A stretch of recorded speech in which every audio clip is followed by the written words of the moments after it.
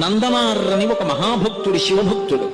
ఆయన జన్మత ఆయనకి అంత గొప్ప శివభక్తి ఏర్పడింది. తిరుప్పంగూరు అనబడేటటువంటి క్షేత్రంలో పరమశివుడికి ఉత్సవాలు జరుగుతున్నాయంటే చూడడం కోసమని వెళ్ళాడు. శివాలయం అంతరాలయం వరకు ఆ పిల్లల్ని రానివ్వలేదు. నందీశ్వరుడి వెనక ఉన్నటువంటి ధ్వజస్తంభం వరకే అనుమతించారు. శివలింగం వంక ఒక్కసారి చూద్దామంటే నందీశ్వరుడి యొక్క పెద్ద మూర్తి అడ్డొస్తుంది. ఆయన ఆర్తితో మనసులో చెప్పుకున్నాడు, శివా నిన్ను చూడాలని బయలుదేరి వచ్చాను. ఈ నంది అడ్డంగా ఉన్నాడు, నన్న ధ్వజస్తంభం దాటి వెళ్ళనివ్వరు. ఇక్కడి నుంచి నాకు నీ దర్శనం అవ్వట్లేదు. శంకరా ఎలా అనుగ్రహిస్తావో నన్ను అనుగ్రహించమని అడిగాడు.